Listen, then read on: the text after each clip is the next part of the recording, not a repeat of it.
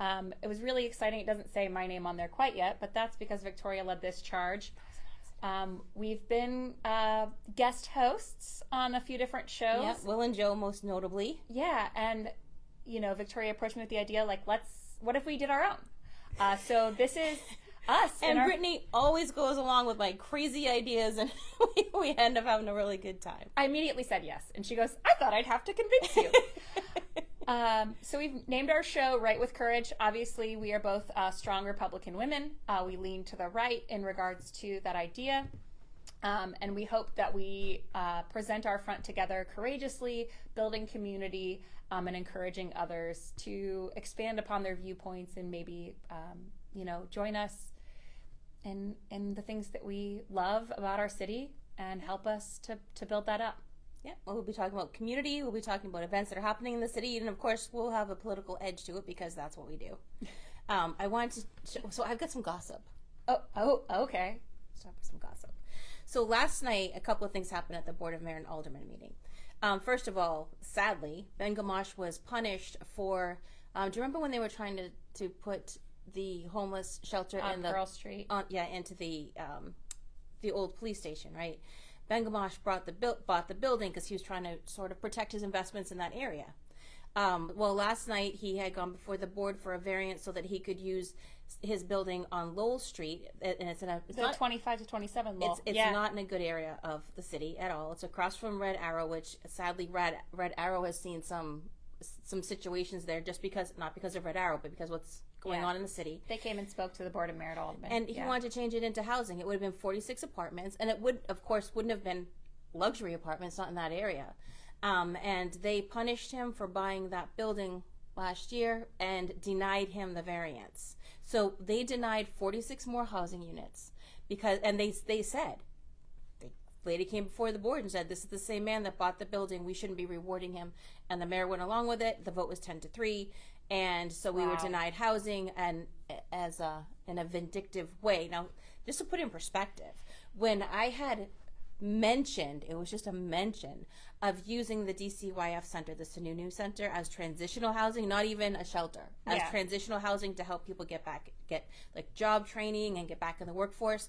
The mayor and her allies were livid because we can't put anything like that in the North End. I'm not saying all North End people are like this. I'm saying this faction of people are. They were livid because they didn't want it in their neighborhood. Ben Gamache protected his investment by buying that building, and they're punishing him. Yeah. This is how lopsided our city is. But the gossip that I have is, last night there was a vote to increase the mayor's salary to $100,000, and anyone that was a potential mayoral candidate abstained. Do you know who abstained? Will Stewart and June Trisciani. Do you know who else abstained? Who else abstained? Joe Levasseur. Ooh. All right. Joe Levasseur abstained. I think it would be very good for the city if Joe got into this race. I know as the chair of the I would really like no committee. Republican primary, please. You cannot weigh in on that. To no Republican Brittany primary. is the chair of the Manchester Republican Committee, so having another Republican does not. It's more work for her. It puts her in a difficult position. But I'm not here to stop anyone from choosing to run. But I am not in that position, and I would say I think it would be very good for the city if Joe Levasseur ran, and I would absolutely support him. He has been on the ground fighting for this city his whole life. So. I will absolutely remain neutral. You will remain neutral, but I wanted to share that little tidbit that did not go unnoticed last night. And talking about, but it is big news. So the mayoral salary went from $68,000 to $100,000. So I believe that the city of Nashua, the mayor makes $120,000. I think it should be merit based. Personally, I saw a comment on that. How do you reward failed leadership? Right, and where does that money in the budget come from? Us. We pay more. So it's always from us. But talking about strong Republican women, I was at an event yesterday with the New Hampshire Federation of Republican Women, and I think that Brendan has a group picture back there of that event. Mike Rogers came in. He is a former congressman from Michigan. He is whispered to be running for president soon. He should make an announcement soon, and that is us with. Bill O'Brien is now the RNC committee man. Yep. And next to me is the beautiful Terry Negron. I love her. Steve Negron's wife. And then there's Elizabeth Gerard. And then next, who's the president of our organization, and then of course Kim Rice, she's the second vice president, Christine Peters on the side, and we just had a really good event where we had a round table. The New Hampshire Federation of Republican Women is having a series for First in the Nation, because we actually, in our state law, we are going to preserve the First in the Nation no matter what they say around the country. So we're still having First in the Nation series come in. So we've had roundtable discussions. We had Nikki Haley here for one. Then we've got Mike Rogers. We'll have more coming in. But we were talking yesterday about... Have you met Vivek yet? I haven't yet. Oh, he's excellent. I've heard that. A lot of people really like him. But we were talking about how we need to be bolder in our message, which is what this show is, right? Mm-hmm. Because Republican principles are the foundation of our nation. And the fact that we have allowed other people to back us into a corner and label us and come at us with fake news, all fallacies about us, it's time we start standing up and fighting back. I was at an NHGOP strategy session on this weekend, on Saturday, and one of the things that they asked us to do was to say, introduce yourself, what your job is. And I love that, because it's not like what your committee you're representing, right? He was like, I want to know who you are as a human. And then tell us something unique about you and tell us what drives you. And I stood up and I said, I'm so tired of being defined as who I am by Democrats. Mm-hmm. 100%. I absolutely hate social media. I'm terrible at it, so good for me, because I can't even see all the names that I'm called. But I'm aware of, when I say I'm a Republican woman, I'm the chair of a Republican committee, people have a perception of me that was not created by people like me. Or people that know you. Yes. I'm immediately put into definitions that don't exist. And one of the things that I've been asking people as the chair of the Republican committee in town is to live your life as a loud Republican. And that doesn't necessarily mean that you're posting, poop memes. Where you're trying to stir or cause trouble, whether I love Alderman Ed Sapienza and how he likes to kind of, he's like, all right, folks. He's a pot stirrer. Yeah, he likes, if I like the way he does it. It's humorous. It's humorous. All right, folks, explain to me this. I love that about him. Or, Joe, who comes on the show and does his show and, speaks his mind far that more way. Direct. And we have Chrissy, who is Chrissy Cantor, running for Ward 6 Alderman, and she has a radio show. And, Republicans who are successful aren't afraid to say, look someone in the eye and say, I'm a Republican. And I absolutely think that's one of the reasons why I said yes right away when you said, what if we do a show? And there are people who have used their platform here. They've weaponized their platform here. Yeah. And they've used it in a way that harms the city. And it's caused division and falsehoods. And this gives us an opportunity to set the record, to right the record, to set the record straight. And I think that was one really of our important. possible show names, writing the record. I think it's really important that the citizens hear a different perspective than what they're fed all the time from other people, because there's very few Republicans that are here. And then I think an additional value proposition from the two of us, and so this is just selling you on continue to watch our show, support us, is that we can't tell you when you're actually viewing it though, but we'll find update out it later. We'll find out. Is that we love our community. Love our community. We both have extensive volunteer work. We both, in our professional lives, work to advance our communities. Yours in education, mine in housing. I absolutely love that we get to bring a new flavor, and we get to bring a female flavor. I'm not going to say like we're always going to raise that women flag, but I'm proud to be a Republican woman, and I'm so excited to talk about what we're doing and to speak courageously to the viewers here about what it means to be Republican. Yeah. I'm really excited to do this with you. We didn't plan our clothes either. We did not. We were ready. Red and black. So we have other things that have been happening in the city. So we had the Blake's restaurant, which I know was sad for a lot of people to see go. Blake's is closed, and Meals on Wheels has purchased the Blake's restaurant, and they're going on the one on South Main Street, and it's going to be used for Meals on Wheels. And it says that it's going to be a place where people can go and eat, like a dine out kind of thing. So my mom actually, she lives in Goffstown, and there are restaurants that will connect with Meals on Wheels where they will have, like, I think there's a place my mom goes and it's $4 for lunch, right? So I think this is what they're doing. At first when I read it, I thought maybe it was where they're going to cook and arrange the meals, but I think this is actually going to be turned into a donation-based dine-in area I restaurant. think it's going to be the all of elderly. the above. If I read the article correctly, it's going to save them a lot of time from an overhead perspective to own the building. So some things that they've been renting, they're going to move into this building now that they own. And then it is also they want to create an option for people to stop in and have a dinner there or a lunch there. Which is so important because I know during COVID, the elderly were really isolated. I think the elderly and the children suffered the most. They paid the highest price when it comes to their mental health status and isolation. They paid the heaviest prices, right? So they were so afraid to go out. They couldn't do anything. So I think this is an opportunity for them to get back out, be around other people and socialize. And I think it's a really good thing for the city because we don't have a lot. We do have the Cashin Center, but we don't have a lot of other things for the city. And I love that it's elderly. on the west side, right? Yeah. So that's me. Right. I love, obviously, we're losing a legitimate 100-year-old family business, and that's sad.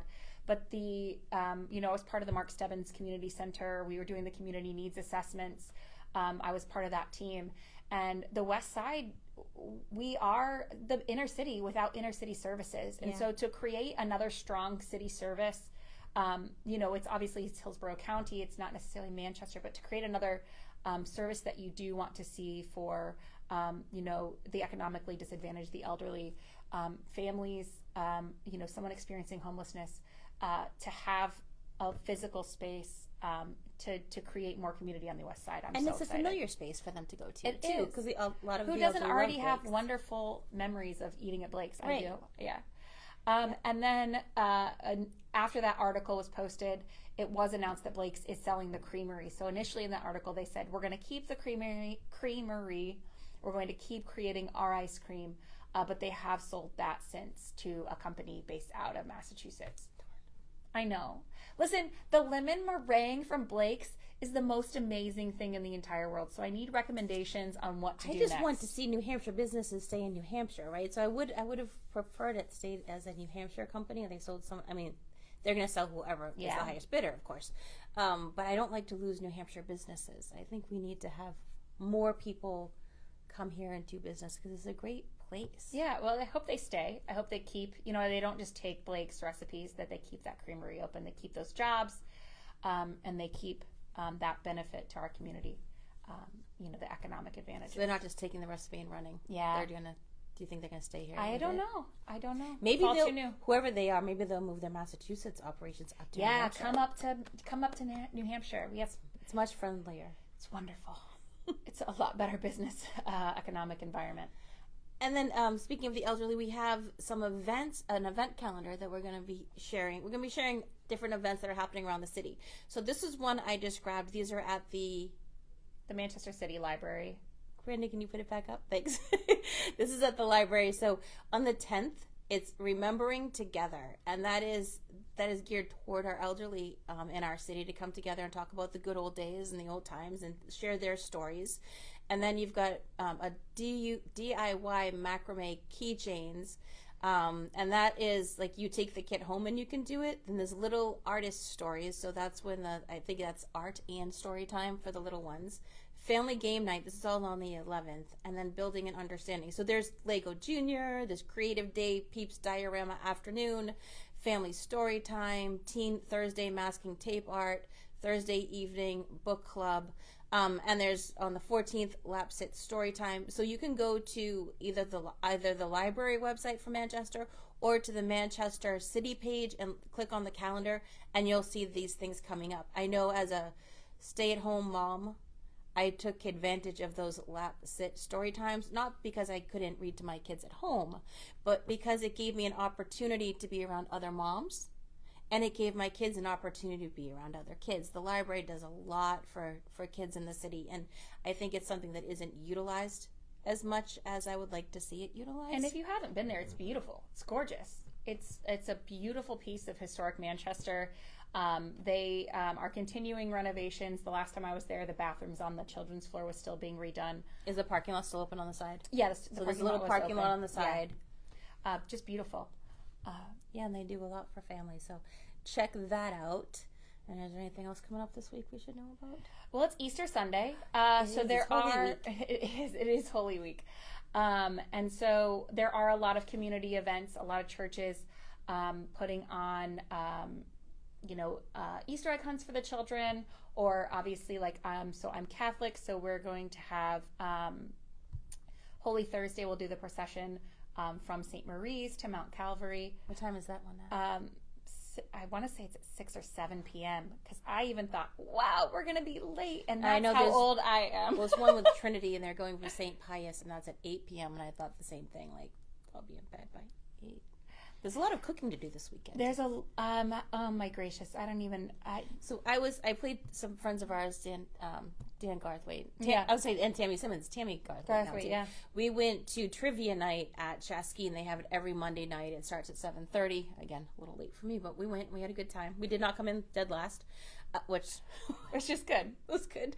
But they had a question about what is the Friday before Easter called, and I said Good Friday, and then you hear the mutterings like, why is it Good Friday? And the guy doing the thing like, that's kind of a weird thing to call it Good Friday, like it wasn't really good for Jesus, but for in our religion it is a good day because it fulfills the scriptures, but also it's the day of where we are promised salvation. Yeah. Right? So that's why it's called Good Friday. It's the day that we are promised salvation. My priest, he does this every year, and he goes, for those of you that have jobs and it's not off, you need to tell them there's a death in the family and you need the day to mourn. Yeah. My kids have Friday off. We did, when I went to public school and we had Good Friday off. I know a lot of schools don't do that now, but my kids have Good Friday off. Yeah, my kids are off Good Friday and Easter Monday. Yeah.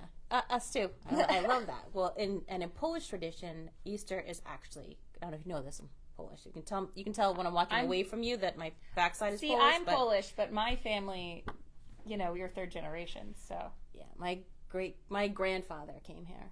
My great grandfather came. My mother's grandparents came. My grandfather was the first generation to be born here, but it's Easter Monday there, so I'm really glad that they have that Monday off because we get to spend time together. Although I do all the cooking on Sunday, it's our Polish holiday. So my Polish family is more, I think, from like the Carpathian mountainside. So we make płatskis.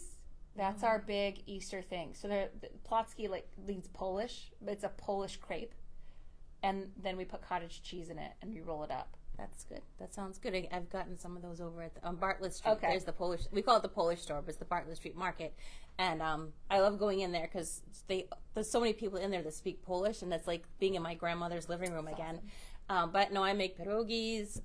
See, we do płatki. It's not pierogies. Like płatskis is what Easter is about to me. It's all about the kielbasa and the cabbage and coleslaw and oh god, I'm just like, my kids are like, is it Easter yet? Because I only do it at Easter because it's so much It's a lot of work. It's so rolling out those pierogies and stuffing them takes a really long time. But my kids help me. We do it together. So I told my son, like, you're not getting out of pierogi duty by going to college. You'll be coming home to help me roll those out. Other things that are going on in the city. So this is my new favorite time of year. I'm trying a new. I'm sorry, I'm back you up. No. Do you have any Easter things going on in the city? No Easter egg hunts? No. There are. So there's a church on 2nd Street that they have a big sign. They're right next to where the car shop is, and there's We're trying to place a church on 2nd Street. It's by the little tiny bank. It's like a little tiny TD bank. Oh, on the corner. Yes. Right on the corner. Okay, yeah. So they have a big thing. No, I don't know. Well, they have one at the State House every year. Okay. I didn't see when it was this year because my kids are older now, so we don't go. But they usually have one at the State House every year, and they put all the eggs out, and you just go and grab them. And I was with a friend of ours, Kate Day, yesterday, also a strong Republican woman, and she said in the Keene area they were doing like a spring egg hunt or something, and she in the comments said, "Oh, this is awfully familiar to me. It's almost like the Easter egg hunts that we used to have. Almost, like kind of poking them a little bit." And a lot of people started chiming in, like, "What are we doing? It's an Easter egg hunt." Well, we can't say it's an Easter egg hunt because it's exclusionary. And I don't know if it was her or somebody else said, so this is actually our religious holiday. Yeah. right? Yeah. And you are being culturally insensitive by not acknowledging that that's what this event is. And we don't care if everybody celebrates it. We're like, come on in. Yeah. It's like, St. Patrick's Day. Everyone can be Irish. We love it when people celebrate Christmas, even if they aren't celebrating it for religious reasons. Yeah. We love that you celebrate Easter. Enjoy it with us, but don't take our holiday Yeah. and then rename it to something else and make it still look like our holiday. Well, it's cultural we also appropriation. do Easter egg hunts because of pagan tradition. So, it's absolutely like this is already an established holiday. Just keep it Easter. Yeah. Keep it Easter. Okay, what I wanted to say is I'm really excited because I'm a gardener now, or I pretend. And so if you are planting right now, it's time to start starting your seeds. If you're going to plant some wildflowers, now is the time. So we'll be planting a wildflower garden at my kids' school. We're doing a day of service there. I grow awesome weeds. The West Side Parkside Garden, their beds, we have our park cleanup on So how do you get involved in the West Side Garden? the Parkside Gardens. So it's on Facebook. She posted her information. Her name's Amanda. I don't know if they have any plots left. But the park cleanup, it's on, I think, the last Friday of this month that we'll all be meeting together as a community. Is that the one that Nick Pigeon works with? Yeah, he did before, and now it's Amanda's the one who's taken the lead there. We Heart West, our nonprofit, is about to release our schedule. We're partnering with Urban Ponds. Their first one is on the 29th. We're going to I don't know. We're partnered with like 4 different organizations. We're joining their cleanup. So I want to say it's Urban Ponds is the first one on the 29th of this month, but I could be wrong. Super excited, to start planting, to start preparing the ground for. I grow crazy trees they're called they're not poisonous sumac, but they're called sumac trees, and they root underground. Okay. So I grow them everywhere. It's always a battle. That bittersweet that I call the devil's weed that grows everywhere. Do you have knotweed? I don't know what knotweed is. It's the stuff that kind of looks like bamboo. No. Oh, good. That stuff's really Please invasive. don't put that it's on horrible. me. Don't. My yard is hard enough to keep up with. And I try to grow tomatoes and cucumbers every year, and they fail miserably. Plus, I have a groundhog that helps himself, and now we've got bunnies. And we're lucky if we get like a couple of tomatoes. I usually get tomatoes in like September. Yeah. Because they need the really hot heat to ripen. And I want, my grandfather used to have the best gardens. He had tomatoes and cucumbers, and it was so good. But one thing we did plant last year that worked out really well, I didn't kill it, so anybody can grow it, potatoes. All right.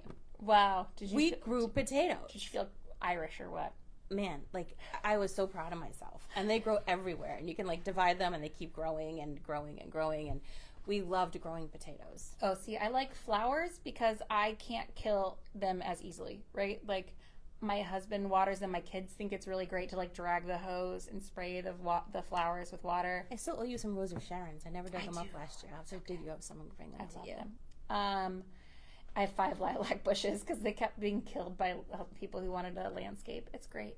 I love lilacs. It's so fun. When we first bought our house 15 years ago, I was in the front yard, and we're lucky. We have a good plot of land for Manchester, and I was in the front yard, and I was hanging out. I'm like, oh, someone's lilac bush. It smells so good. I love that. And I realized it was mine, and I was so happy. It was like my lilac bush. So plant some flowers this weekend. Now is a really good time. You're not going to be disrupting the tiny little things. For Cynthia's will be blooming soon, too. I've seen some, I've got some crocuses. Yeah, I've seen some crocuses come up. Some tulips are starting to come up. We'll see daffodils soon. Spring might actually be here. Although I saw them brining the streets today. I saw them with a big bucket of sand by the Carol Ryan Center on my way in. Not out of it yet. I think there's supposed to be some icing tonight a little bit, but then it's going to super warm up for the weekend. Yeah. Right? So you can have your Easter egg hunt in your own yard. My kids are one of my sons is actually 18, which is so hard. I just can't wrap my head around it. And my other son is 16, but we still do the Easter egg hunt. And they kill each other trying to. I do want jump to over to see if we can get more. Before we lose time, you said, "Oh, there's Easter egg hunt at the State House," and it reminded me that the Parental Bill of Rights is going in front of the Senate. Is it on the 18th? The 18th of April. You should be getting communication from the party. I know the Manchester Republican Committee. I've put out communication. You can sign up in support of the bill. check out my public Facebook page, Victoria Sullivan, and there's a video on there from last week where I talk about why it's why it wasn't important when I was in the legislature. We actually killed it because we didn't want to codify parental rights within the confines of that bill. The 14th Amendment had been protecting it, but as of late, the Manchester policy and other school policies are directly attacking parental rights, and now we find ourselves in a position where we actually have to fight back. And the issue is that the reason why we're not just saying like, hey, the school district is fighting parental rights. The court, right? So it's actually being appealed right now, but a court decision based on the Manchester transgender do not tell parents policy is that your parental rights are not absolute when they enter a public school. Which is the first time that it's ever been a ruling. And it does not say at what part of your parental rights are stripped. It just says that they aren't absolute. There's no definition about which of your parental rights actually go away when you walk in, just that you can expect that they're not absolute. So if we don't codify parental rights in regards to leaving our children in a public space or a private space, what we're saying is that it's okay for some of my rights as a child's parent to walk away. And the biggest, and it's widely, spun in different ways, but the biggest opposition to this is that parents will beat their children. Well, I'm here to remind all of you, if you're an adult in the state of New Hampshire, you are a mandated reporter of child abuse. You are a mandated reporter if you suspect child abuse or you